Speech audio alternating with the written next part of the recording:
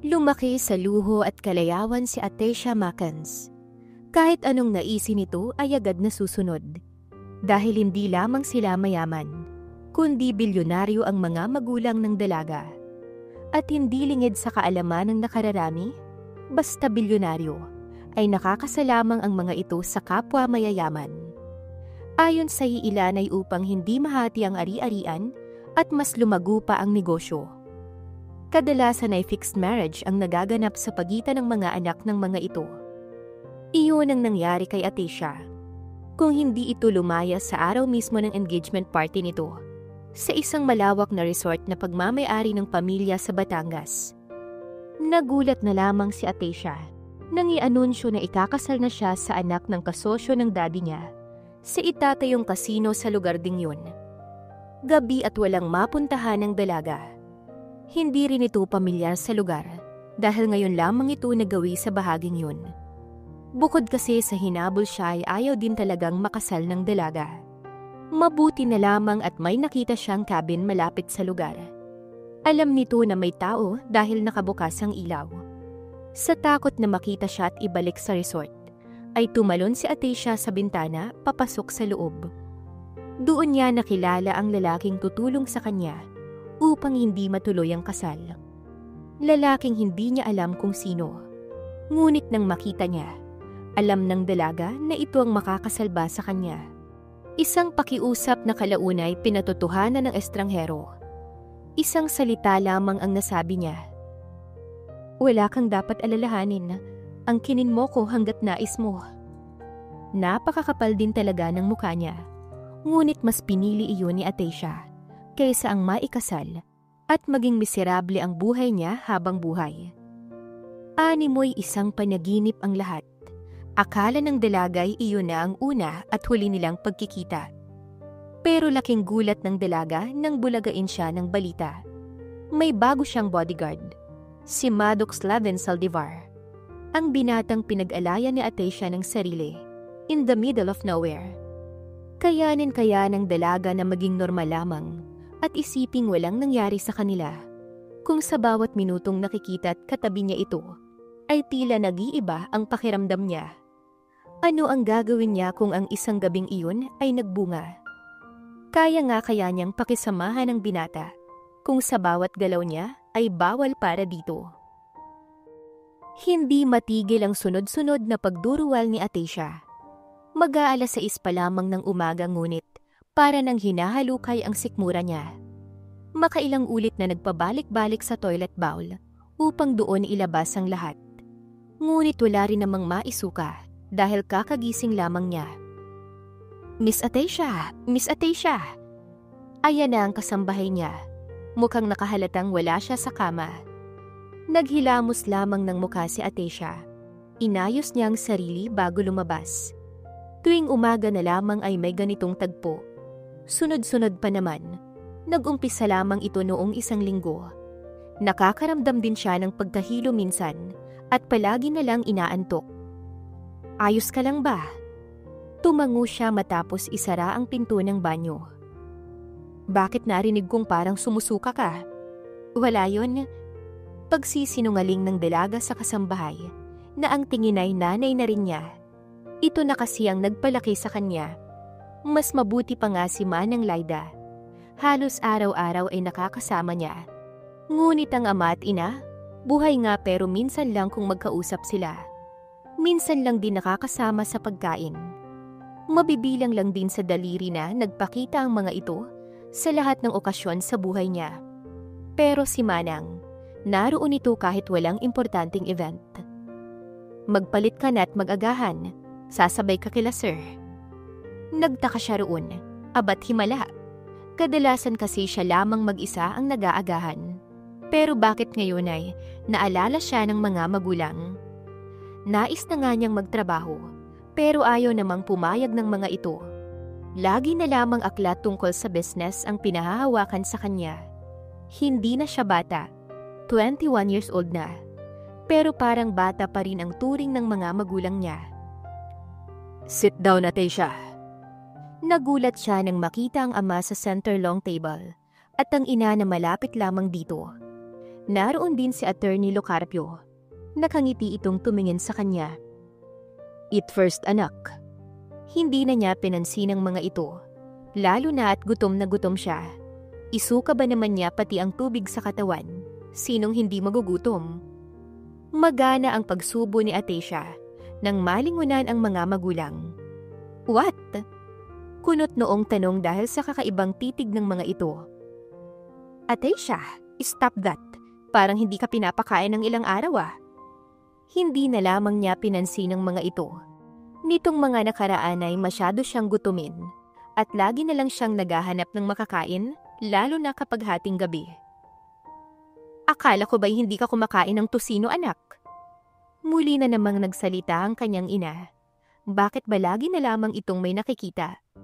Kadalasan ay mom niya ang nagsasalita. Ang dad niya kasi galit pa rin sa kanya, hanggang ngayon dahil sa kakahiyang idinulot niya raw. Hindi niya kasalanan na ayaw niyang maikasal sa edad niya ngayon. At isa pa'y wala namang dahilan para magpakasal. Kung siguro'y gumagapang na sila sa hirap, o makukulong na ang mga magulang dahil sa dami ng utang. Di kaya'y ang pagpapakasalang niya ang natatanging dahilan para maibalik ang yaman nila? Baka may posibilidad pero kung ganitong wala namang problema, bakit naman siya papayag? Hanggang sa pag-inom ng juice, ay hindi pa rin napupuknat ang mga mata ng mga ito. Para bang gulat na gulat sa nakikita. Gayong natural lang naman na ganoon ang kilos niya, lalo na't gutom talaga siya. "Anak, sasama ka ba sa company ngayon?" Nagulat siya ron. Aba, himala. Sa isang buwan na halos ikulong siya rito sa mansyon, ngayon ay isasama na siya? May mga sakit ba ang mga ito kaya tila nagpapaalam? "For what, Dad? Akala ko'y ikukulong niyo na ako rito forever eh." Pabalang na sagot niya. "Manahimik ka muna. Hindi naman mangyayari sa'yo ang lahat ng to kung marunong kang sumunod sa utos." Natawa siya. "Marunong naman, Dad. Pero ayoko lang talagang ikasal sa hambog na Calix na yon." "Shut up and listen." Tumayo ang dad niya. Sabay bagsak ng magkabilang palad sa mesa. Oo nga pala, kapiranggot lamang ang pasensya nito. Nakalimutan niyang hindi rin ito nagpapatalo sa mga usapan. Tumikhim ang attorney. Nabaling doon ang tingin ng lahat. "Narito ko para patutuhanan na ilalagay ka ng daddy mo bilang maintenance ng company." Napatda si Atecia sa narinig. Ano? Maintenance? Taga-punas ng sahig? Taga-mop? Taga-linis ng CR? My God! Daddy, are you serious about it? "Why? May problema ba dun? Isa pa, 1 linggo lang naman bago ka umakyat sa itaas. Walang nasa pinakatuktok, Atecia, na hindi dumadaan sa mababa. Kailangan mong maranasan ang lahat ng yan bago kita ilagay sa pinakataas." "No way!" Tatayo na sana siya nang muling magsalita ang daddy niya. "At dahil lalabas ka na ng mansyon, you need a bodyguard para masigurong hindi ka na naman tatakas." Sasagot pa sana si Atecia nang matigilan siya.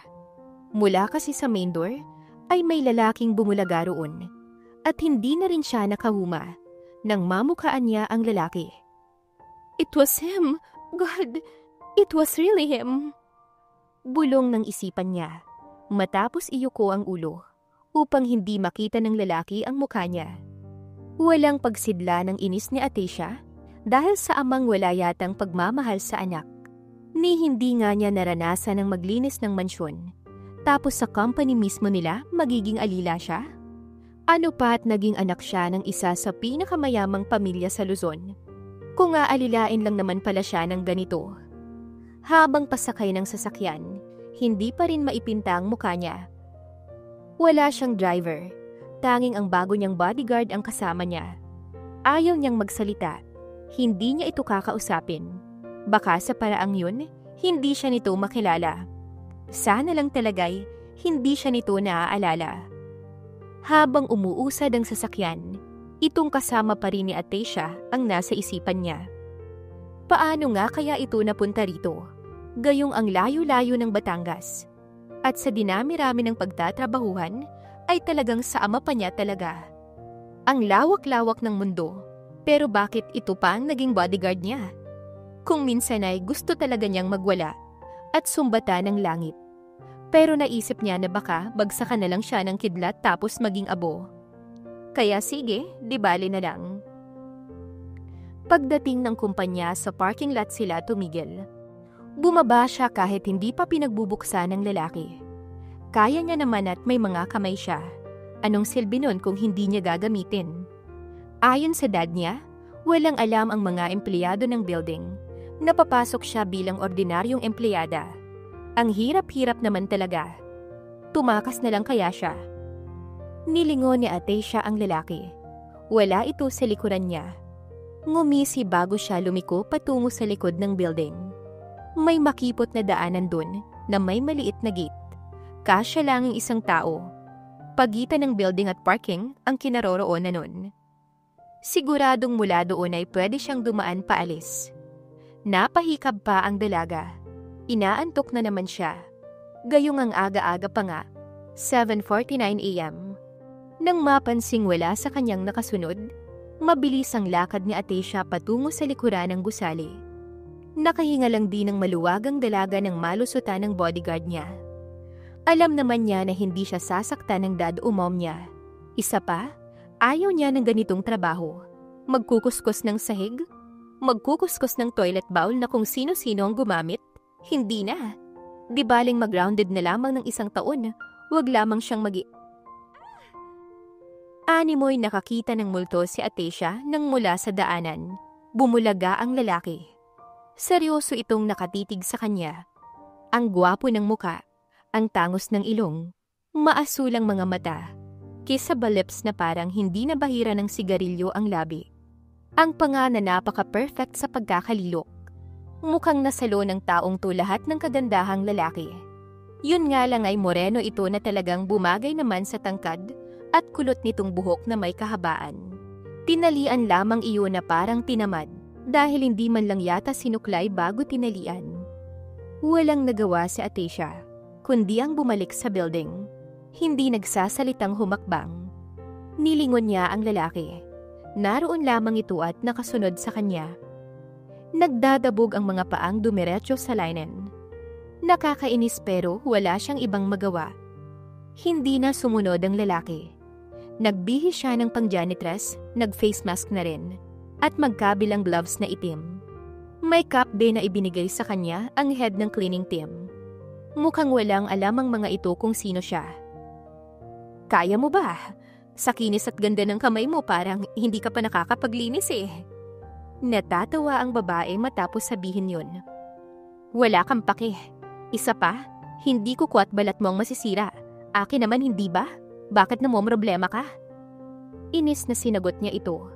Tumaas ang kilay ng babae. Aba, kabago-bago mo, ang tapang mo na agad ah. Ngumisi siya na tila nangiinsulto. Kung ayaw mong masagot, wag mo kong pakialaman. Ang unahin mo yung kilay mong hindi pantay. Tumalikod si Atecia na nanggigigil. Naririnig pa niya ang bulungan ng mga kasama niyang janitress, pero hindi na niya pinansin. Sinabihan siya kung saan ang area niya, at nasa CR iyon sa second floor.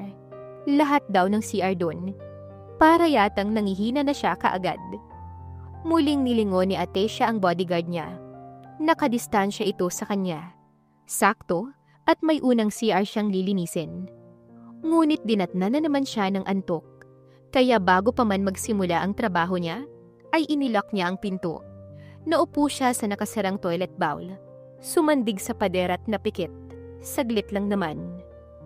Bakit lock? Sinong nag-lock? Ihing-ihi na ako eh. Tara na sa baba, may CR doon. Hoy, may tao ba dyan? Buksan mo ang pinto, ano ba? Sigaw ng mga babaeng nasa tapat ng saradong CR. Lumapit si Maddox, matapos hiramin ng susi sa front desk sa baba. Sa baba na lang kayo. Hindi raw pwedeng gamitin ng CR dito. Nagbara. Baritonong usal nito. Pag-alis ng mga babae, doon pa lamang binuksan ni Maddox ang pinto. Ngunit gano'n na lamang ang gulat ng binata nang makitang natutulog ang dalaga. Hey, wake up! Bulong nito. Ngunit natigilan ito nang magsalita si Atecia habang tulog. Di na sana ako nakikilala. Sana hindi. Napangisi si Maddox at ang mga matay nakatitig sa magandang mukha ng dalaga. Mabilis tumayo si Atecia nang makitang nasa harapan nito si Maddox. Para yatang lumabas ng ilang segundo ang kaluluwa niya dahil sa gulat niya. Nang makitang gising na siya ay tumalikod dito para lumabas. "Next time, huwag kang matutulog sa CR." Ngayon lamang narinig ni Atecia ang tinig nito. Ang baritonong boses na yun ay tila biglang nagpakabog sa puso niya. Ang kisig ng boses nito. Ngunit kahit kinikilig siya nang hindi maintindihan kung bakit, nagawa pa rin ng dalaga na ayusin ang sarili. Hindi siya sumagot. Umiiwas kasi siya sa mga bagay na ikakapahamak niya. Kalahating oras na nakatulog si Atecia sa ganong sitwasyon. Nakakahiya pero bodyguard lang naman niya yun. Tsaka hindi niya mapigilan ang antok. Para talagang kailangan na niyang magpatingin sa doktor. Hindi na kasi normal ang nangyayaring ito sa kanya. Parang kakaiba at sobrang weird na ngayon lang talaga niya naranasan. Naiaho naman ni Atecia ang kalahating araw na pagja-janitress. At habang nasa trabaho siya, nakabantay lang ang bodyguard niya. Parang siya itong lumalabas na alila talaga. "Sabi ng dad mo, sa cafeteria ka na kumain." Napalingon si Atecia nang magsalita ito. Gusto niya itong sagutin, pero pinigilan niya ang sarili. Hindi pwede. Kailangang tahimik lamang siya. Nagpatuloy siya sa paghakbang. Nagulat lang talaga siya nang humarang ito sa daraanan niya. Kahit ba ang kumain si dad pa rin ang masusunod? Hindi na napigilan ng dalaga. Sa inis ay tinulak niya pa ito. Pero hindi man lamang ito natinag. "Tumabi ka, bababa ko. Sa parking lot ako pupunta. Sumunod ka kung gusto mo. Pero mas mabuti sana kung hindi." Parang bigla na lamang siyang nawala ng gana. Lalo na pati pagkain ay ang daddy pa rin niyang masusunod. Diretso si Atecia sa sasakyan. Pumasok doon at nagpahinga. Pagod na nga siya tapos ganito pa. Hindi niya alam kung kakayanin niya pang magtrabaho ng ilang araw pa. Lalo na't lagi siyang inaantok. Kung hindi niya siguro pinigilan ng sarili niya kanina, ay baka nakatulog na naman siya sa CR. Nakatulog ang dalaga na hindi nakapag-lunch. Mag-aalauna na ng magising ito. Gano'n na lamang ang gulat niya nang makita ang isang paper bag sa tabi niya. May pangalan ng sikat na fast food restaurant sa pinakalabas niyon. Bubuksan sana niya nang makita ang maliit na papel na nakadikit sa paper bag. "Late na, kumain ka na." Tumingin siya sa labas at sa ilang saglit lang ay nakita niya agad ang lalaki. Nakatayo ito at nakasandig sa isang sasakyan doon. Abala ito sa hawak na cellphone. Ngumiti siya ng palihim. Sana'y hindi talaga siya nito nakikilala. Dahil kung halimbawang naaalala siya, tapos na talaga ang maliligayang araw niya. Halos maubos ang pasta at chicken at 2 burger sa kanya. Paano ay gutom na gutom siya ng mga oras na yun. Mag-aalas 2 nang hanapin si Atecia ng kasama sa trabaho. Kahit tinatamad sana at gustong maidlip, hindi na niya magawa pa. Bumalik siya ng pilit sa trabaho. Hanggang ngayon na lang talaga ito. Bukas ay hindi na talaga siya papasok. Bahala na ang daddy niya. "Ayan na yung mahangin.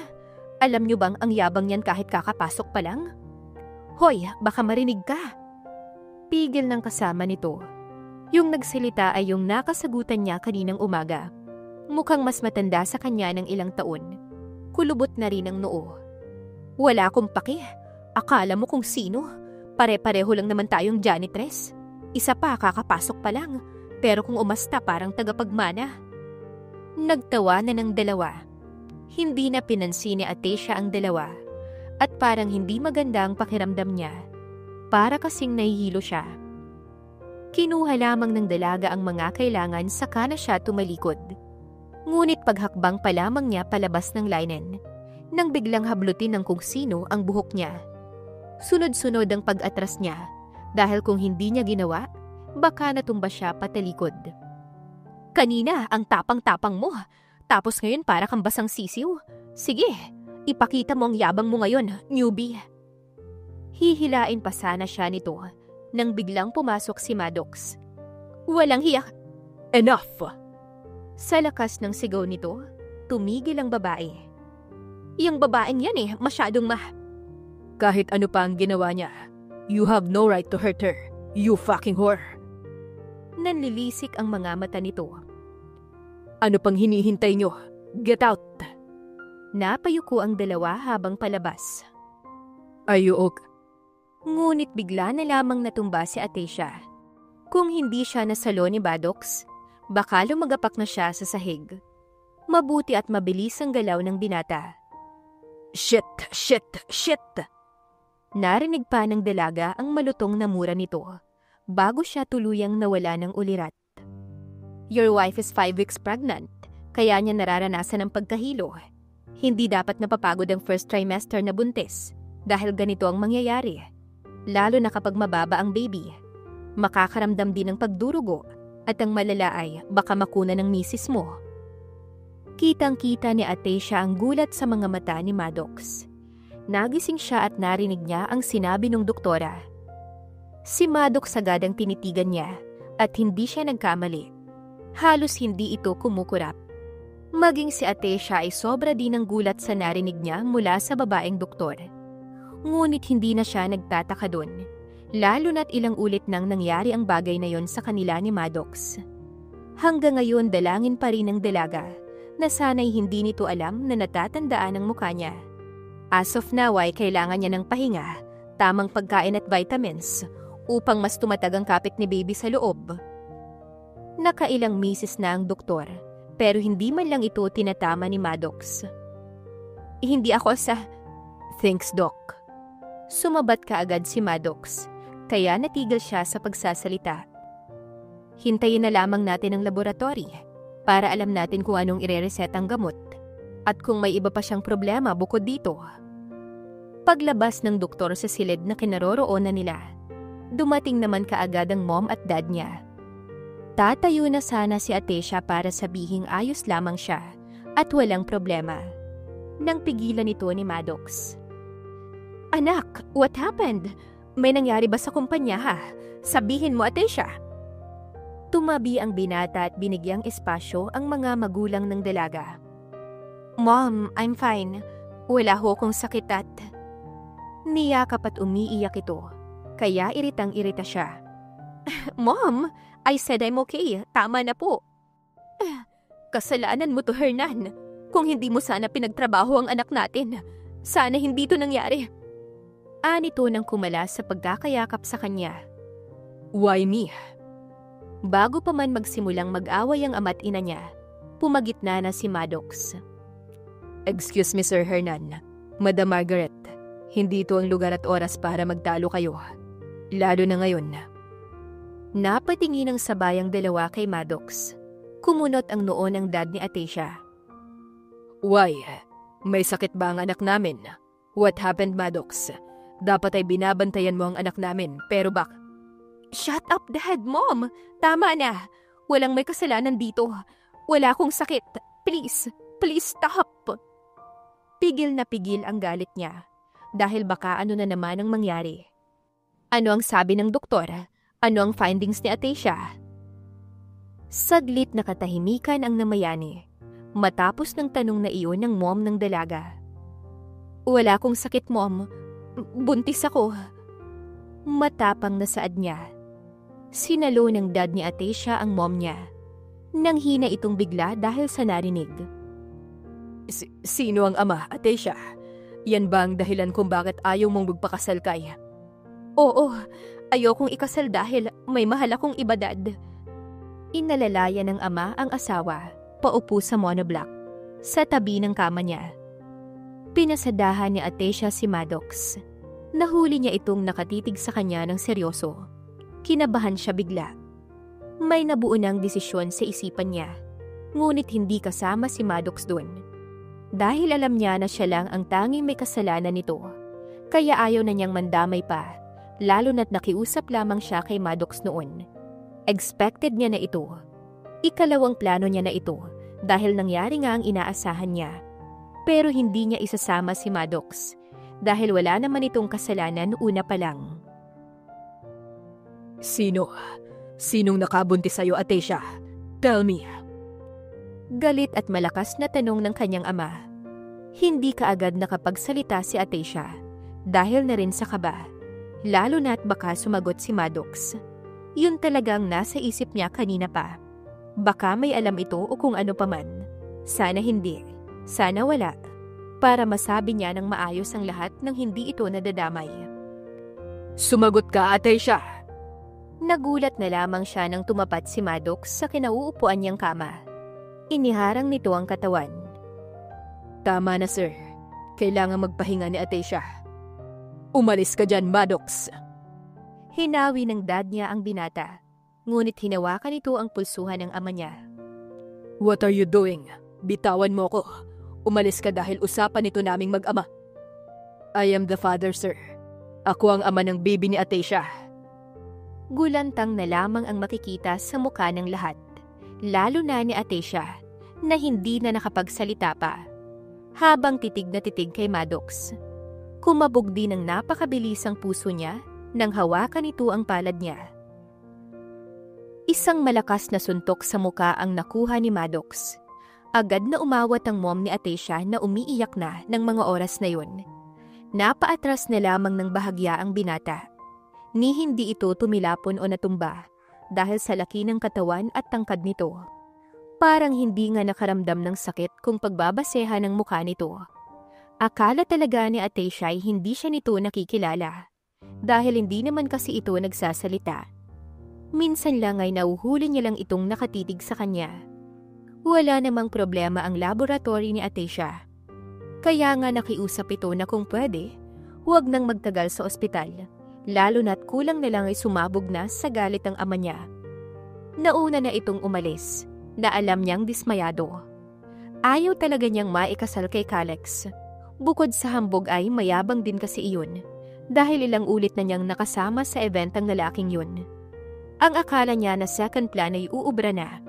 Siguro'y uubra kung wala si Maddox, na siyang ama ng magiging anak niya. Ngunit nabulilyaso rin. Kung wala siguro ito'y pwede niyang sabihin na hiwalay na sila ng lalaking nakabuntis sa kanya at nasa ibang bansa na yun. Yun dapat ang plano niya nang malamang buntis siya. Ngunit hindi nangyari dahil kay Maddox. Kung sana'y hindi ito nagsalita, umamin, or kung hindi siya nito naaalala, baka umayon pa sa kanya ang mga dapat ay plano niya. Pero hindi. At ngayon ay hindi na alam ni Atecia kung ano ang susunod sa lahat ng ito. Pauwi na at si Maddox na rin ang nagbayad sa billing station. Ang mom niya sana ngunit pinagpilitan talaga nito. Nakisabay na rin ang ina ni Atecia dahil iniwan na ito ng daddy ng dalaga. Sa daan ay umiiyak ito. Nasa likod siya katabi ng ina. Wala na ang pangarap ng daddy mo para sa'yo, Atecia. Wala na ang lahat dahil sa ginawa mo. Kung minsan pa'y sumisinghot-singhot ito, hindi siya sumasagot. Nanatiling tahimik na sinasalo ang lahat ng salita at hinanakit nito. Si Calex Lazarus, siya sanang makakatulong sa atin. Doon na siya tumingin sa ina. Nagulat siya sa narinig. Why? Makakatulong, Mom? Why? Nalulugi na ba ang negosyo natin, ang company? Sa sunod-sunod na tanong niya'y hikbi ang sagot nito. Hindi niya alam kung ano ba talaga ang kalagayan ng ari-arian nila. Dahil ang ama lamang niya at ina ang nakakaalam nun. Nitong 3 buwan, lumagapak ang ratings ng hotel. Bumaba ang kita. Nadamay ang financial status ng hotel, anak. Walang may alam nun kundi ang finance at ang dad mo. Sinabi niya sa akin last week lang na nagkautang siya sa bangko ng malaking halaga para itapal sa naluluging kita, para maibalik ang dating hotel na marangya at sagana sa bisita. Nakikinig lamang si Atecia. Ngunit ang mukha niya'y halatang halata ang gulat dun. Dahil ang buong akala niya'y patuloy na umaangat ang business nila dahil wala namang sinasabi ang dad niya tungkol dito. Nasabi niya sa akin ang lahat ng yun nang itanong ko kung bakit kailangang pilitin ka sa hindi mo gustong mangyari. Ang sagot ng ama mo ay wala na raw siyang pagpipilian dahil oras na makasal kayo ni Calex. Ang naluging pera'y maibabalik dahil yun ang pangako ng binata. Basta makuha ka lang daw, magbibigay siya ng share na doble pa. Kaya pumayag ka agad ang ama mo. Ibig sabihin, gagawin niyo akong collateral, investment? Ganun ba, ma? Natahimik ang kanyang ina. Sabi ko na nga ba kaya ayokong magpakasal sa mayabang na yon. Natawa siya ng pagak. Para palang ibinibenta niyo ko sa lalaking yun. Hikbi ang tanging naisagot ng mommy niya. Hindi na rin siya sumagot. Pinasadahan niya ng tingin si Maddox sa driver's seat. Nahuli niya itong nakatitig mula sa front mirror. Nakikinig ito sa usapan ngunit hindi nagre-react. Patawarin mo ko, anak. Multi-billion ang mawawala sa atin oras na. I am sorry, ma'am. Pwede po bang magsalita? Napatingin siya kay Maddox.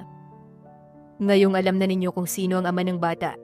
At sa mga narinig ko ngayon, sa palagay ninyo ay pahihintulutan ko kayo? I'm sorry to say this but kukunin ko ang mag-ina ko. Kumabog na lamang bigla ang puso niya sa kalmado. Ngunit mariing salita na lumabas sa bibig ni Maddox. Hindi na muling bumalik sa trabaho si Atecia. Dumiretso na sila sa mansyon. Ngunit parating pa lamang ang sasakyan na dala ni Maddox.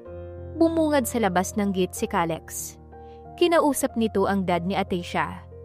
Pagtigil ng sasakyan, unang bumaba ang mom ng dalaga. Hindi kaagad siya pinalabas ni Maddox. Nakatingin din ito sa mga nag-uusap. Pero nang hindi makatiis si Atecia, ay lumabas na rin ito. Doon na sumunod ang binata. Nandito pala siya, tito. Bakit ang sabi niyo'y wala? Malawak ang ngisi ng lalaki nang makita siya. Matangkad si Calex. Maputi at gwapo rin.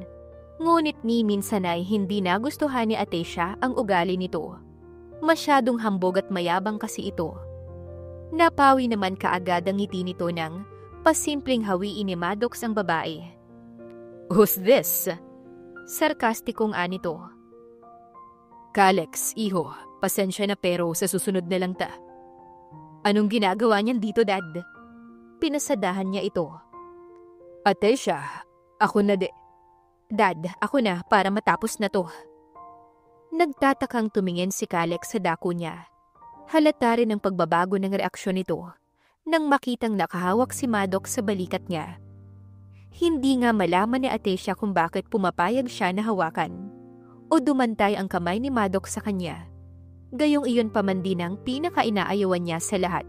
Hindi siya komportable. Ngunit rito'y hindi man lang siya nakaramdam ng iritasyon. Calex, I'm sorry, pero hindi ako magpapakasal sa'yo. Buntis ako. Namilog ang mga mata ng lalaki at direktang humarap sa dako nila ni Maddox. Nagsimula na ring pumasok ng compound ang mom niya dahil mukhang may alam na ito sa mga susunod na mangyayari. Atecia, I said na ako ang magsasa. Itinaas ni Calex ang isang palad upang pigilan ang dad niya sa pagsasalita. Ano? At sino ang ama? Ngumisi ito matapos pasadahan si Maddox. Ito na mukhang mangyana na naligaw sa syudad? Ha? Tumawa si Calex. Anong maitutulong ng lalaking yan? May maitutulong ba yan sa pamilya ninyo, Atecia? Anak ka ni Tito Hernan, pero hindi ka nag-iisip. Sa lakas ng pangiinsulto nito, hindi na pinatapos ni Atecia ang mga sinasabi ni Calex. Isang malakas na sampal sa kaliwang pisngi ang isinagot niya. At sino ka para magsalita ng ganyan? Una pa lang, ayoko na sa sobrang hangin na ugali mo. Pangalawa, nilamon ka na ng pagiging arugante at kayabangan mo. Mas pipiliin ko pang isang mangyan na sinasabi mo kaysa sayo, na puro hangin ang laman ng utak. Sa lakas ng singhal niya at panduduro kay Calex, umiling ito. Pwes, wala nang kasal. At alam mo tumaas ang kamay nito. Dahan-dahang lumapit ito sa kanya. Masyado kang maarte at... Pero bago pa ito makalapit, ay malaking kamay ni Maddox ang humawak sa braso nito. Stop it already, Mr. Lazarus. Saka nito dahan-dahang piniga ang braso ni Calex. Napapangiwi si Calex. Mabuti na lang talaga at inawat ng daddy ni Atecia. Dahil kung hindi ay, baka ano pang magawa ni Maddox dito. Shit, my arm! Lumapit ang dad niya rito. Are you... This is enough, Tito. Asahan ninyong wala ng kasalang magaganap, nor tulong mula sa pamilya ko. Matalim nitong tinitigan si Maddox, ngunit hindi nagpatinag ang katabi niya. Walang anumang nasabi ang ama ni Atecia nang tumalikod ang inaasahan ng mga ito na makakatulong sa problema ng mga magulang niya. Tatalikod na rin sana ang daddy niya nang tila may nakaligtaang sabihin. Sumama ka na sa kanya, Atecia, bago pa kita masaktan. Ikaw na sanang huli kong pag-asa. Nayuko ito. Pero sinayang mo lang. Go and leave us. Hindi ko na kailangan ng anak. Nang mga sandaling iyon, ay isa-isang dumaloy ang mga luha sa mga mata niya. Hindi niya yun inaasahan. Dad, wait!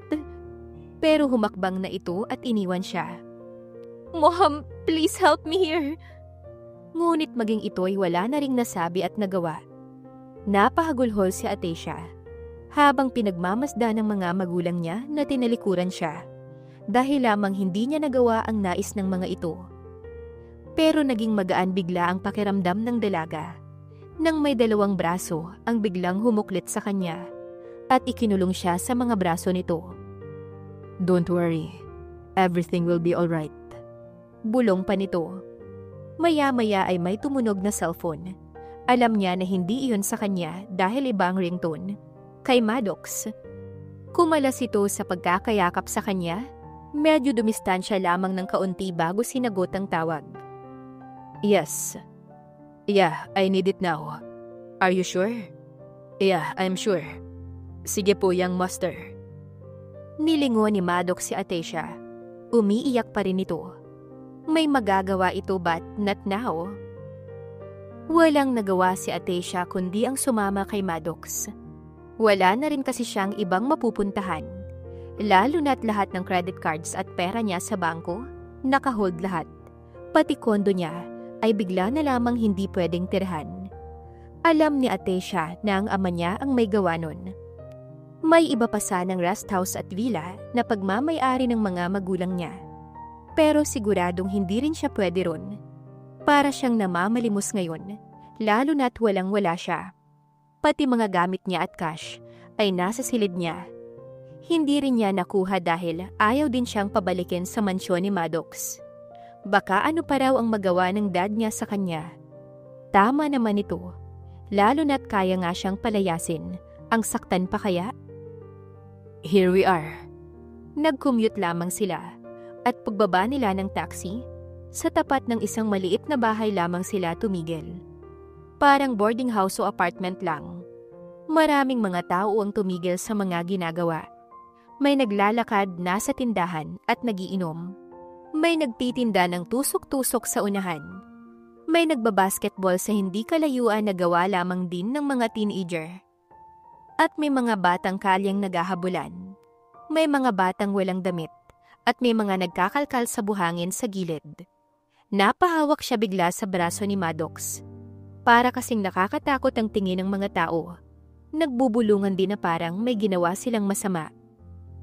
Thanks, Manong. Anito matapos nitong magbayad. Nakatingin sila sa atin, parang ang sama ng tingin nila. Baka masasamayan sila, Maddox. Natawa ito. Hindi yan, kapitbahay ko lang sila. Ganyan dito, nag-aabang lang sila ng chismis. Para ngayon pa lang ay alam na niya kung ano ang chismis ng mga ito pagtalikod nila. Don't mind them, halika na. Mas humigpit ang kapit niya sa braso nito, lalo na nang may sumigaw. Wala na si Darling, may iba na si Pogi. Napayuko siyang bigla nang marinig iyon mula sa kung saan. Sino si Pogi? Bulong niya rito. Muli na naman itong natawa. Sino lang ba ang Pogi rito? Ako, syempre. Napalo niya ito sa balikat, ngunit hindi naman masakit dahil mahina lang iyon. May susi si Maddox. Binuksan ito ang kahoy na pinto na may tanduay pang kalendar na nakapaskil sa labas ng pinto. Ang sikat na artista ang cover nun na nakatupis lang. Pasensya na. Ito lang nakayanan ko. Maayos naman ang kabuuan ng bahay. May second floor ito. At kahit papano'y color roof ang bubong. May 23 inches flat screen TV at may mga speaker. May ampli at DVD player. May dirty kitchen na mula sa sala. Ay kitang-kita ang lababo at kalan. Malinis ang bahay sa kagaya ni Maddox na lalaki. May floor-to-ceiling curtain sa mga bintana nito na salamin. Maayos naman sa loob. Ang mga tao lang sa labas ang hindi. Siguro'y masasanay din siya. Lalo na't nabuhay si Atecia sa marangyang pamumuhay. Sa taas ng kwarto, nag-iisa lang yun. Napalunok siya ng sunod-sunod. Kung nag-iisa, ibig sabihin, magkatabi sila? Don't worry, sa couch na lang ako matutulog. May electric fan naman kaya hindi ako lalamukin. Seryoso ang mga salita nito. Kanina lang sumaglit ang tawa ng lalaki, tapos ngayon ay nakasimangot na, o di kaya'y seryoso na. Pinaakyat na si Atecia ni Maddox upang makapagpalit. At dahil wala siyang dalang damit, t-shirt ni Maddox at boxer ang ginamit niya. Hindi naman kasi pwede ang pantalon nito dahil malaki ang baywang. Gayong 24 lamang ang hip line niya. Isang minuto rin siyang tumagal sa itaas. Nagpasya na lamang siyang bumaba ng magutom. Here. Napatitig siya sa malalaking paper bag. Large size iyon na may tatak na mamahaling shop sa Ortigas. Alam niya dahil paborito niya iyong puntahan at pag-shoppingan sa tuwing naboboring siya nun. Mga damit, kailan ka pa umalis? Taas kilay niyang tanong. Kinuha niya iyon nang hindi sumagot si Maddox.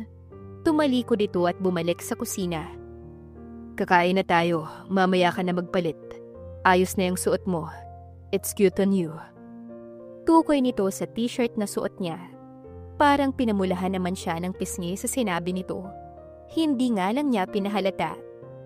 Wow, ang dami! At mukhang ang sasarap. Binili mo? Yeah, yung sinabawang isda lang ang hindi. Alam kong gutom ka na, kaya hindi na ako nagluto ng marami. Takang-taka talaga si Atecia kung paano ito nakalabas at nakauwi kaagad sa ilang minuto. Ipinaghila siya nito ng upuan sa kusina. Monoblock ang upuan doon. Ito na rin ang nagsandok ng kanin mula sa rice cooker. Napapangiti siya dahil parang maalaga ito kahit ngayon pa lang. Shit, get lost. Napalingon si Atecia sa may bintana nang mapansin niya ang mga mata nito at doon ay nakatingin siya at may kung sinong pinapaalis. Here, kumain ka na. Pero isinara nito kaagad ang kortina. Kumunot naman ang noo niya. Kung sinong sinasabihan nitong get lost. Sabing huwag kayong magpapakita kay Young Master. Bakit kasi ang kukulit ninyo? Gusto niyo sigurong mawala ng trabaho, mga bobo. Ani ng lalaki matapos bumalik ang apat na kasama nito sa itim na sasakyan na nakapark sa labas. Busog na busog si Atecia dahil sa mga masasarap na ulam. Tapos ang sarap din ng isdang sinabawa ni Maddox. Kaya nga kahit ayaw niya sanang kumain ng marami, ay naparami pa rin talaga. Lalo na at sa tuwing mauubos ang kanin niya, ay dadagdagan na naman ito. Sa unang gabi na magkasama sila sa iisang bubong, hindi nakaramdam ng takot si Atecia. Para kasing ang gaan lang kasama nito at ramdam niya na safe siya rito. Matapos ang hapunan ay nanood muna sila ng balita. Si Maddox nang naghugas ng mga pinggan. Hindi pa niya iyon nagagawa kasi mukhang alam naman iyon ng binata. Kaya ito nang nagpresenta. Bumababa sa tinatayang 25 million pesos. Ang naging pinsala ng apoy ng tupukin nito, ang kalahating bahagi ng Grand Hotel sa Taguig ngayong gabi lamang. Bigla na lamang nanginig ang buong katawan ni Atecia nang makita at marinig mula sa reporter ang balita. Ang Grande Hotel ay pagmamay-ari ng pamilya niya. Ayon sa paunang investigasyon, may kahina-hinala umanong lalaki na pumasok ng hotel. Nakita pa sa kuha ng CCTV footage na may itinago ito sa trash bin sa bahaging 24 to 25 floor ng hotel kung saan nagsimula ang sunog. Ayon sa mga pulis, isang timer bomb dahil umano sa ilang pirasong bahagi ng bomba na nakalap ng kapulisan sa gusali. Sa ngayon, this is not true. Hindi pwede. Paano na sila mommy at dad? Hindi niya namalayang tumulo na pala ang mga luha niya. Bigla na lamang namatay ang TV. Nayakap ni Tesha ang tuhod habang umiiyak. Inaalala kung kamusta na kaya ang mga magulang niya. Mukhang napansin ni Maddox ang pag-iyak niya. Lumapit ito at walang salitang lumabas rito, kundi yakap lamang ang binigay niya upang kahit kaunti ay mabawasan ang nararamdaman ni Atecia. Sinong may gawa nun? Bakit nila ginawa yun?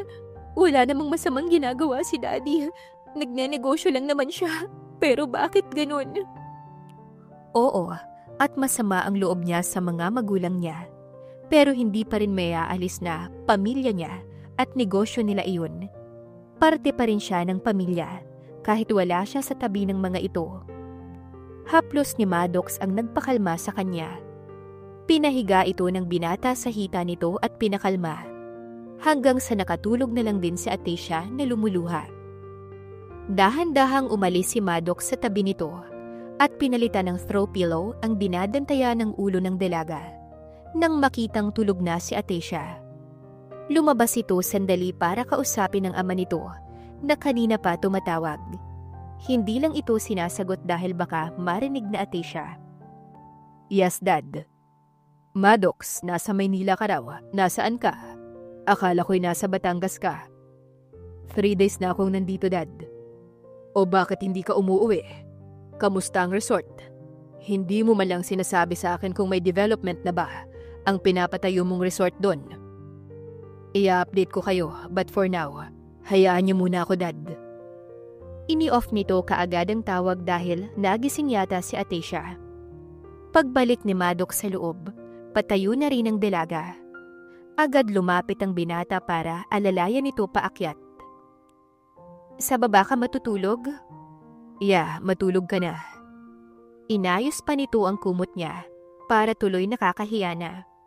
Malapad naman ang kama at isa pa malamok sa ibaba. Kaya nga nagising siya dahil sa kagat ng mga lamok, kahit pa may electric fan. Ganito pala maging simpleng mamamayan.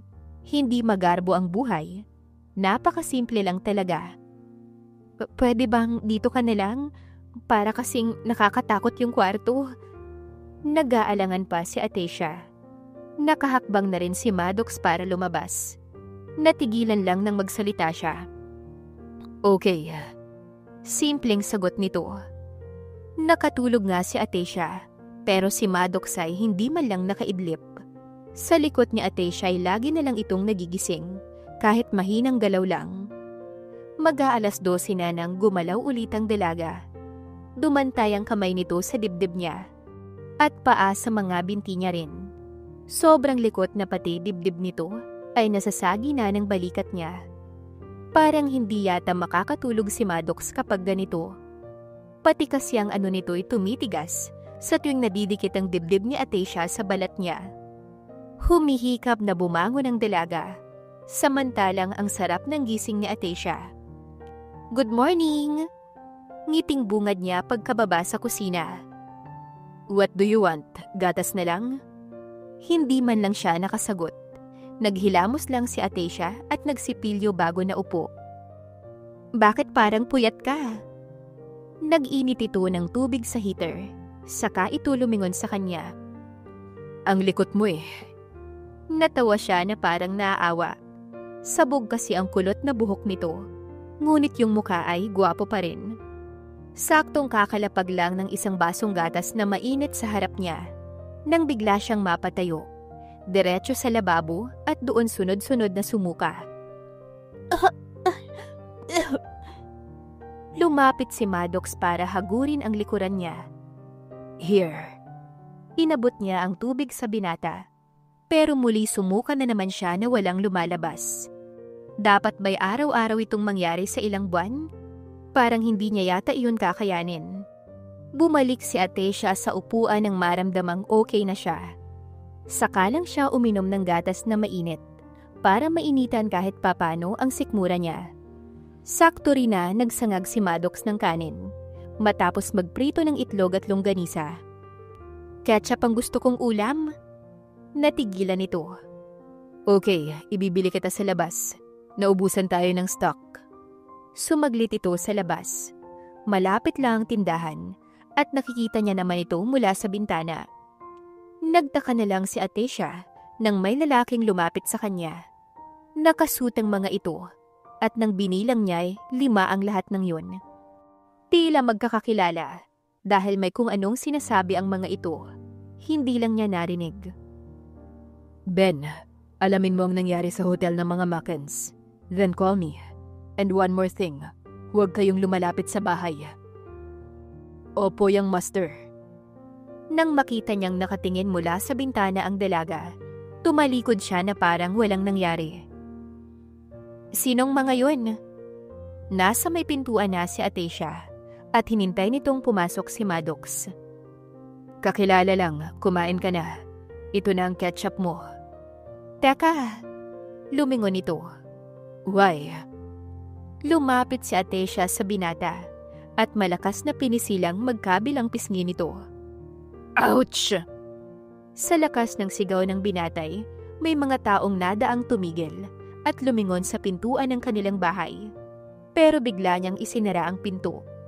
Mga tsismosa? Aniya. Habang si Maddox naman ay namumulang magkabilang pisngi dahil sa ginawa niya. What's that for? Inis nitong turan. Wala, halika na. Ngumiti pa siyang umabrisyete rito. Pero nang muling pisilin ni Atecia ang braso nito, ayun, at napasigaw na naman si Maddox. Parang malalamog yata ito sa ginagawa sa kanya. Mag-aalas 8 nang lumabas sila ng bahay. Wala na kasing grocery at kailangan ng mamalengke. Maglalakad lamang sila palabas ng highway. Wala kasing tricycle na pumasok. Pero habang naglalakad, may mga babaeng kumakaway. Nakashort ang mga ito at nagpapakyut sa kasama niya. Hello Maddox, nandito ka pala? Ang gwapo mo talaga. Aba, hindi ba nakikita ng 2 babae na may kasama si Maddox? Nilingon niya ang katabi. Abay ang ngisay umabot hanggang tenga. Kumala siya sa pagkakaabrisyete rito. Minsan magtusok-tusok naman tayo. Ngunit nang marinig niya ang sinabi ng babae, hinila niya si Maddox sa damit. Ang lakas ni Atecia dahil nahila nito ang kasama ng isang kamay lang. Di kung tusukin ko yung bituka mo, nakikita mo nang may kasama, hindi ba? Nilalandi-landi mo pa? Nalipat ang tanaw ng babae sa kanya. Sino ka ba? Ngumisi siya. Asawa, bakit? May problema kayo? Namimilog na ang mga mata niya. Tara na nga. Sagot ng mga babae. Nilingon niya si Maddox at nakatawa ito. Ang saya mo pa? Tusukin ko yung mata mo eh. Hey, sorry. Hindi na mauulit. Ngayon pa bang may asawa na ako? Natigilan siya. Ano raw? Muli siyang lumingon dito. Wala nang bawian. Panindigan mo yon. Ikaw na ang nagsabi. Anito sa kasya nito pinagdaop ang kanilang mga palad. Wala na siyang naisagot dito dahil natameme si Atecia sa sinabi ni Maddox, lalo na sa pagkakahawak nito sa kamay niya. Bago sila mamili ng mga grocery, dumaan muna sila sa mall. Ang sabi ni Atecia ay wag na dahil wala siyang pera at baka kung ano lang din ang makita niya ron, mainggit pa siya. Nito kasing mga nakalipas na araw, parang unti-unti nang nagbabago ang dating pag-uugali niya. Lalo na nang palayasin siya ng ama niya.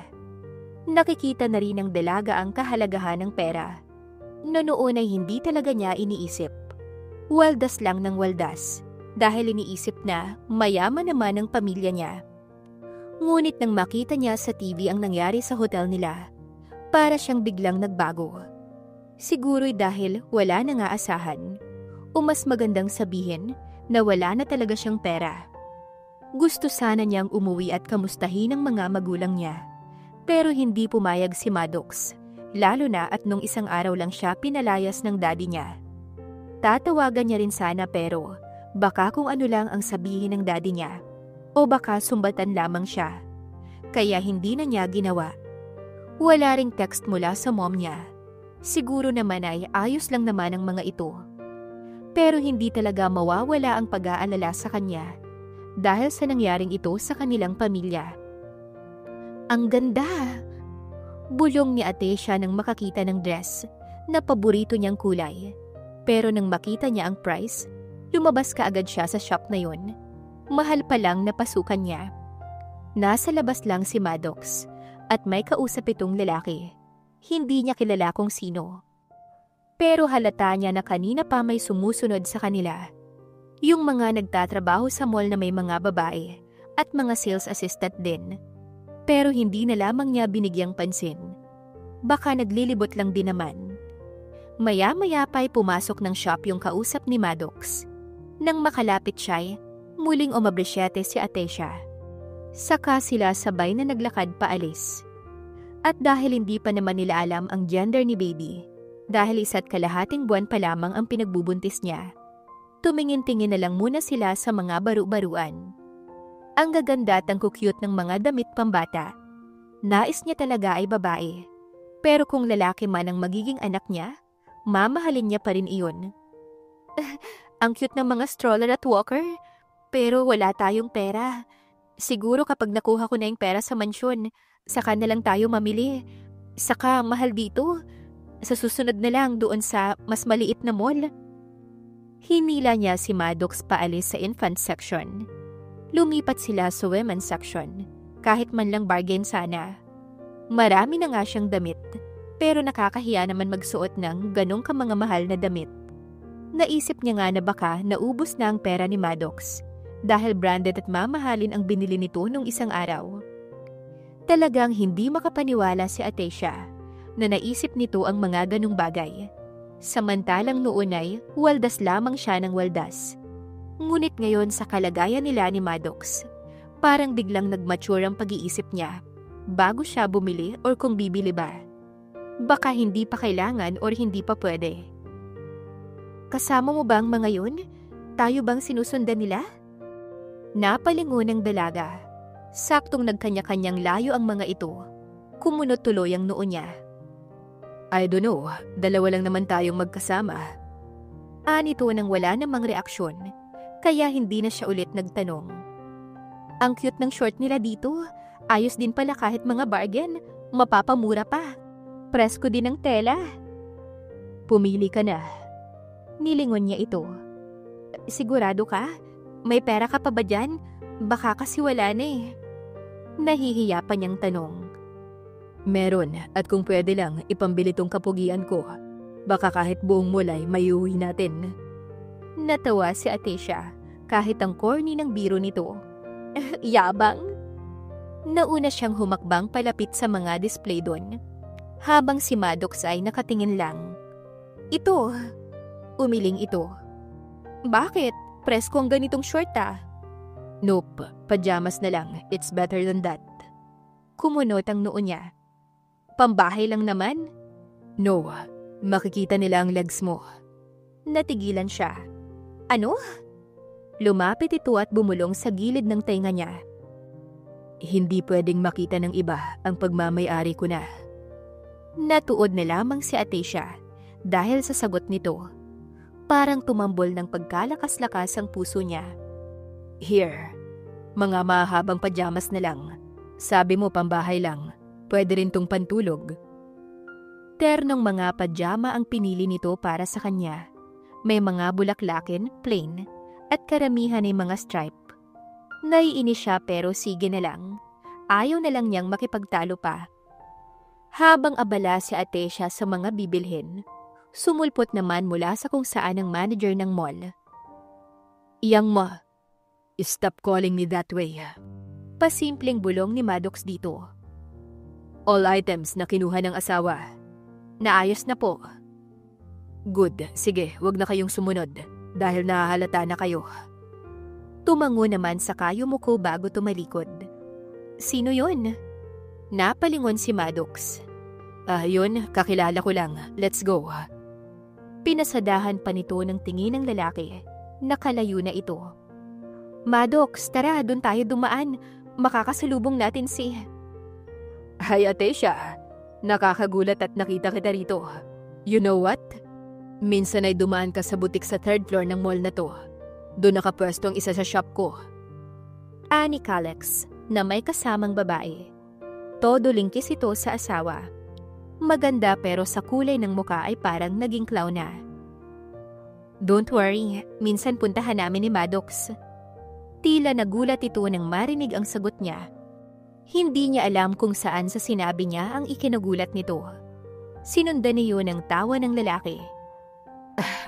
Sorry, pero mukhang hindi ninyo afford ang mga tinda doon. Okay na kayo sa bar yan. Masanay ka na, Atecia, dahil mas pinili mong banig kaysa kama. Pasaring nito. Nilingon niya si Maddox. Wala itong reaksyon. Pero parang kulang na lang ay maabo si Calix. Sa klase ng titig nito. Siguro kung may laser eye, kanina pa natunaw si Calix. By the way, good luck sa magiging buhay mo with that guy. Tignan ko lang kung magtagal ka. Lalo na't palugi na ang hotel ng dad mo. And one more thing, this is Bea, my girlfriend. Kagaya ko ay may butik din sila rito. 2 malaking butik. Ngumisi ang babae. Wala naman siyang pakialam kung ang mga ito pa ang may-ari ng lahat ng butik dito. Parang pinamumukha ng mga itong mahirap na siya. It's okay with her. Lalo na ngayon na isang araw pa lang ay alam niya na ang kahalagahan ng pera sa bawat tao. Natutunan niya iyon kay Maddox. Parang nakaka-proud lang. Bye, enjoy. Pagtalikod nila ay narinig niya ang tawa ng lalaki. Pero hindi siya apektado ron. Mas nag-aalala siya sa mga ito dahil puro luho ang nasa isip. Guwapo si Calix pero masyadong mayabang. Sa tingin niya ay bakla ito dahil sa galaw at pananalita. Pero bahala na sila.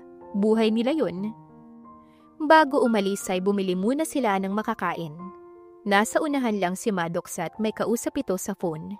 Habang siya ay abala sa food cart. Shawarma ang napili niya, kaya excited siyang pumila. Ngayon lamang siya nakapili para sa pagkain, at natutuwa siya dun. Right away, Vince. Lahat ng butik ni Calix Lazarus and Bea Bartolome, at lahat ng utang nila sa mall, gusto kong singilin na ninyo. Rent and everything. Let them know who is the real boss. Singhal ng binata.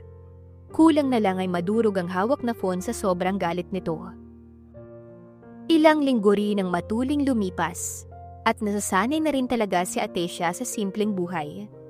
Okay lang din naman pala ang hindi marangyang pamumuhay. Makakain lang ng 3 beses sa isang araw.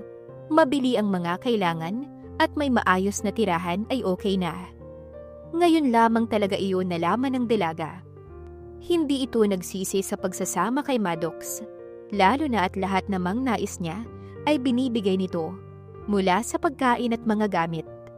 Hindi nga lang talaga malaman ni Atecia kung saan kumukuha ng pera. Gayong simula na magsama sila ni Maddox sa iisang bubong, ay hindi na rin ito nakapagtrabaho pa. Nakaalalay lamang ito sa kanya buong ilang linggo. Pati nga mga damit at lahat ng nakita niya noon sa mall ay bigla na lamang idiniliver sa bahay nila. Sabi ni Maddox ay, ibinenta raw nito ang kapugian. Naiinis siya dahil hindi ito sumasagot ng maayos at tama. Lagi na lamang biro. Pero kung saan man talaga galing ang pera nito, sana'y hindi sa masama dahil hindi niya kakayanin, lalo na ngayon na nasasanay na siya sa presensya nito. Parang hindi pwede na mawala ito sa paningin niya. Hahanapin niya agad. Kung magdadala lang sa laundry shop ng mga palalabhan nila, hahanapin niya kaagad. Kahit nang nasa tindahan lamang ito pupunta, titignan talaga niya sa bintana hanggang sa makabalik ito. Kailangan kapag natutulog ay nakasiksik sa kilikili nito ang kamay niya. At dapat tuwing umaga ay kailangang may gata siya na ito mismong nagtimpla. Kakaiba talaga ang pagbubuntis niya dahil ang mga weird na pagkain ang kinakain niya. Gaya ng peanut butter sa kanin, ketchup sa saging, alamang sa itlog na nilaga at marami pang iba. Anong gusto mo? Ikaw? Natigilan si Maddox sa sagot ni Atecia. Really? Sabay ngisi nito. What kind of me? Nakahubador, ganito lang. Hagalpak ang tawa ni Atecia ng umagang yun.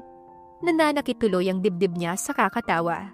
Hindi rin nakahinga ng maayos dahil sa ginawa ni Maddox na pagsasayaw sa harap ng kalan. Para itong tanga. Pero she likes this man. Mabilis itong makagaanan ng loob kahit sa unang tingin ay suplado. Maalaga ito at uunahin talaga siya bago ang sarili nito. How is that ba? Pumasa na ba ako?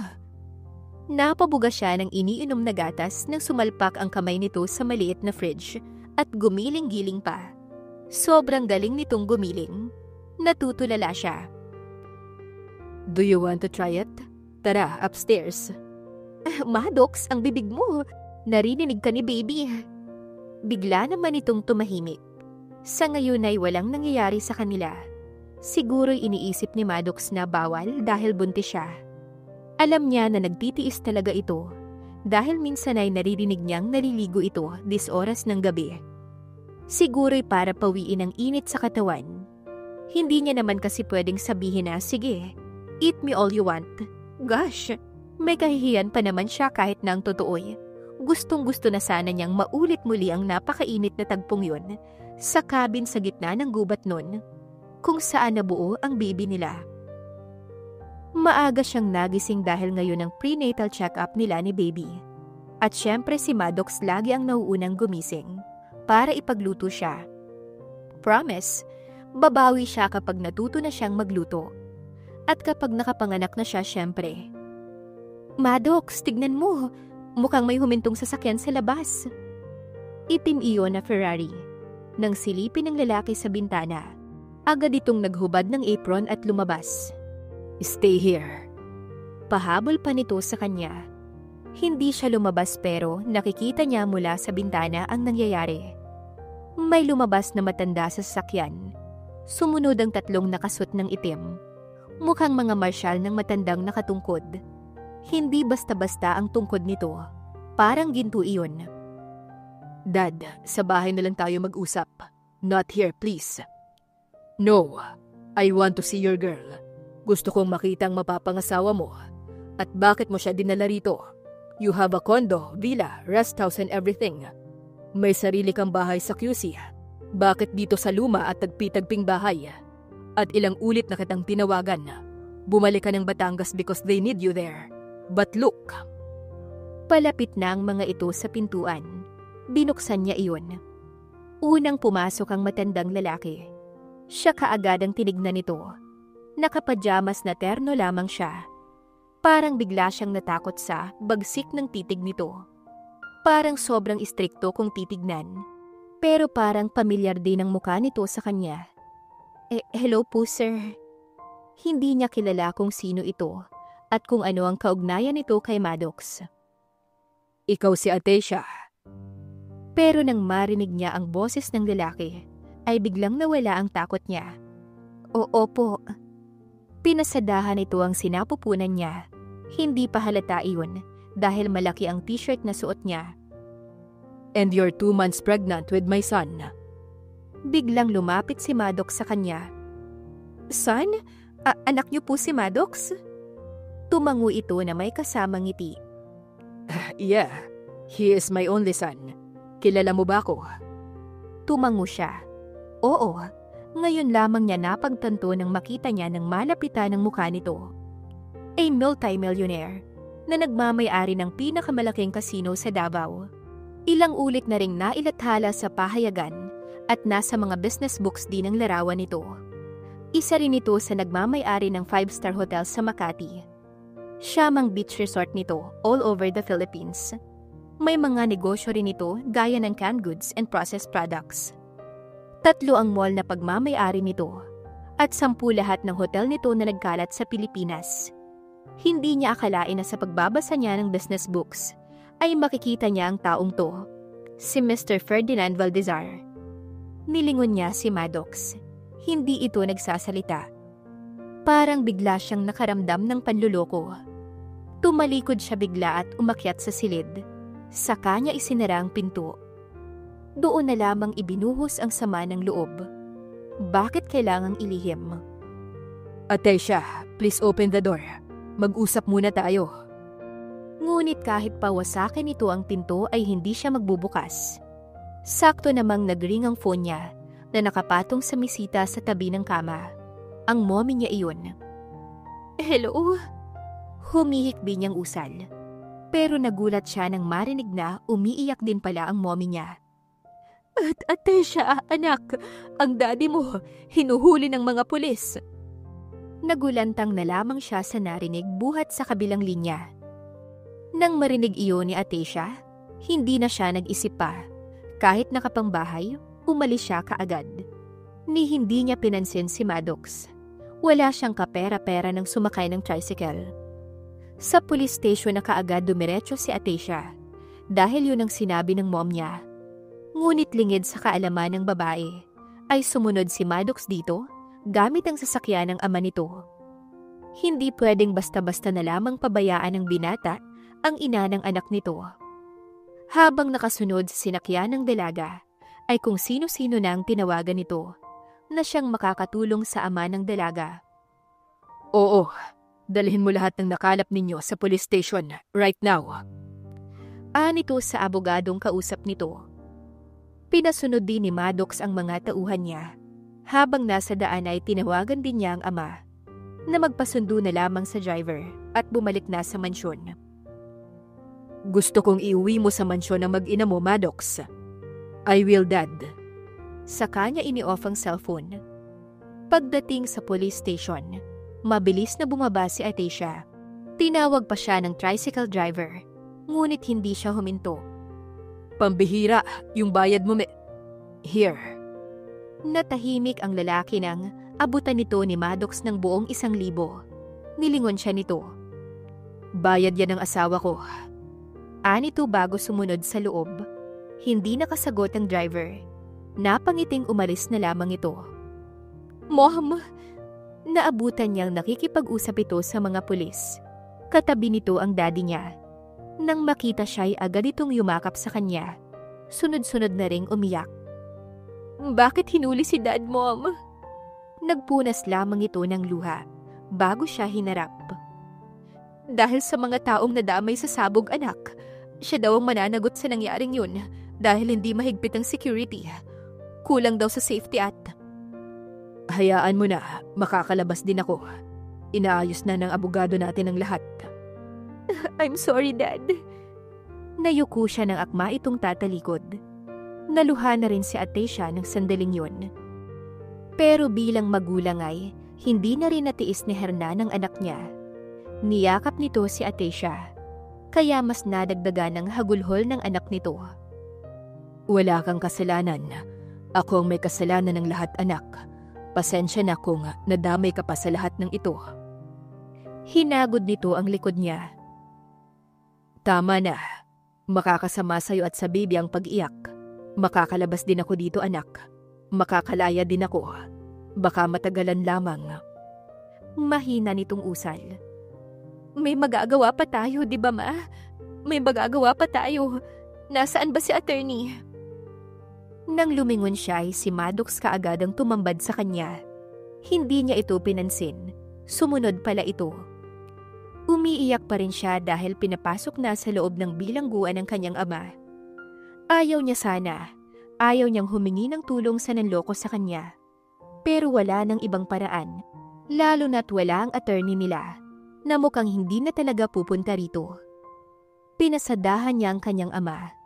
Pilit itong pinipigilan ng mommy niya na huwag lumabas sa selda. May mga officer na ring umawat sa ina niya. Wala nang ibang paraan. Help us, please, Maddox. Sunod-sunod na tumulo ang mga luha ni Atesha. At sa tuwing nangyayari yun, isang mahigpit na yakap mula kay Maddox ang sumasalo sa kanya. Attorney. Napasilip siya sa likuran ng lalaki. Yakap pa rin siya nito. Lumapit ang tinawag nitong attorney at may inabot sa binata. Kumawala si Maddox sa pagkakayakap nito sa kanya. Hinawakan ng palad niya at sabay silang lumapit sa hepe ng police station na yon. Nandito na ang lahat ng kailangan ninyo. Pumayag na rin ang mga nadamay na bayaran na lang. They signed the paper, sir. Inabot lahat ni Maddox ang 6 na mga long copan band na may mga nakasulat. Isa-isa iyong binasa ng pulis. Now, ikukulong niya pa rin ba si Mr. Makens? Magkakagulo tayo rito. Natigilan na lamang si Atesha. Mula kasi sa labas ay May 15 sigurong mga nakasuit na pumasok at armado ang lahat ng to. Hawak ang kani-kanilang baril. Kalmadong lumapit ang mga ito sa likuran ni Maddox. Naalarma ang mga pulis. Ngunit nilingon ng hepe ang mga ito at inawat. My name is Maddox Valdezar. Kilala mo ako, hepe, at hindi ako marunong magbiro. Seryosong usal nito. Tila naramdaman ni Maddox na kinakabahan siya. Marahan itong pinisilang palad niya. Ilabas niyo na si Hernan. Nagliwanag ang mukha niya nang marinig iyon sa hepe. Natigilan ang mom niya. Pero nang makalabas ang dad niya, ay napayakap ito sa ama niya. Kitang-kita ni Atecia ang gulat sa mga mata ng ama niya. Alam niyang hindi makapaniwala ang mga ito sa mga nangyayari. Nang maging kalmado ang lahat, lumabas ang mga tauhan ni Maddox. Nakipagkamay lamang ito sa hepe bago sila sabay na lumabas. Ikaw ang anak ni Ferdinand Valdezar. Lumingon si Maddox sa ama niya.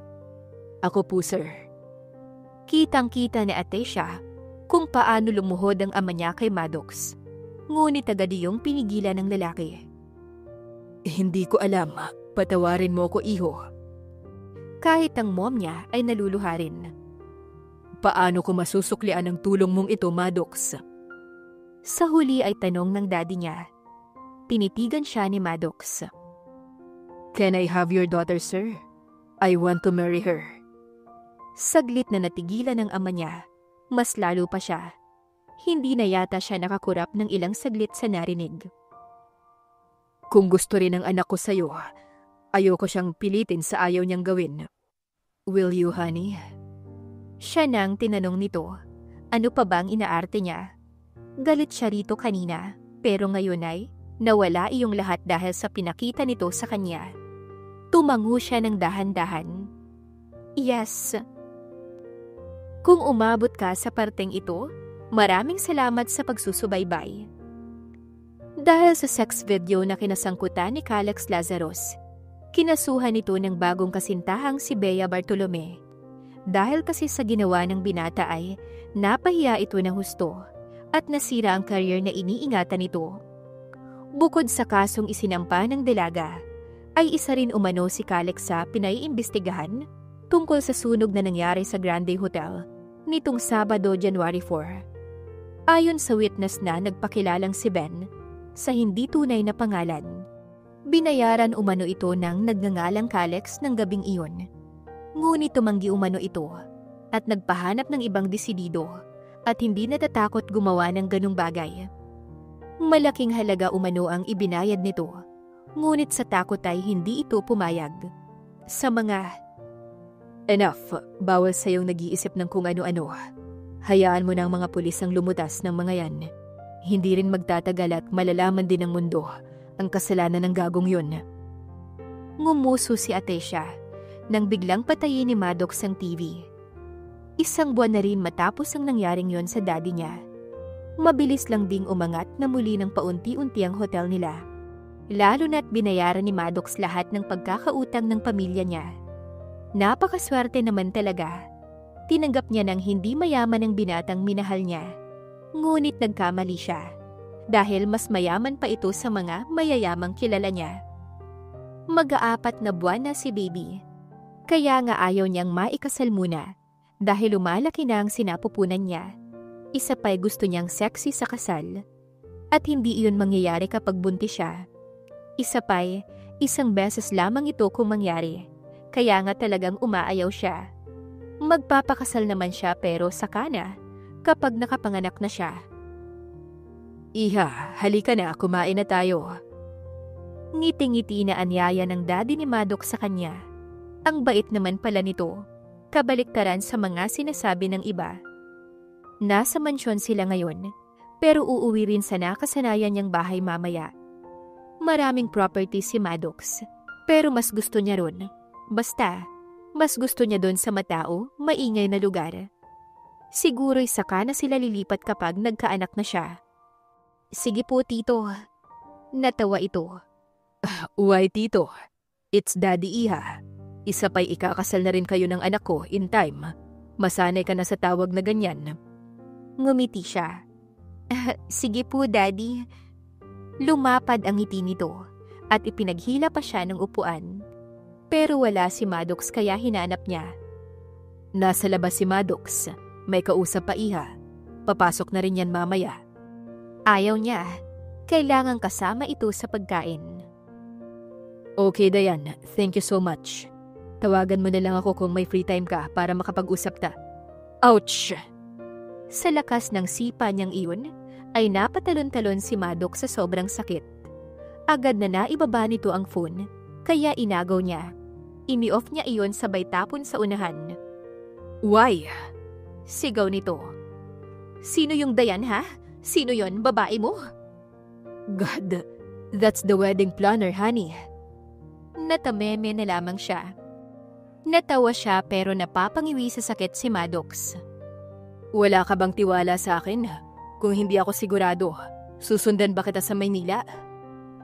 Sorry, bakit kasi nandito ka? Kasi nga magagalit ka na naman. Kahit si Manang nagagalit ka kapag kausap ko. Kahit yung nagbebenta ng prutas, galit ka. Sorry na kasi naman, I love you. Ngumiti ito saka lumapit sa kanya. Okay, forgiven. I love you too. More than anything else, honey. At hindi na ako makapaghintay na maging asawa ka. Isang masuyong halik sa labi ang kasunod noon. Hindi na siya nagreklamo pa. Dahil gustong-gusto rin niya iyon. Ang daddy niya'y masaya na para sa kanya. At kagaya ng daddy ni Maddox, excited na ring makita ang unang apo ng pamilya. Wakas.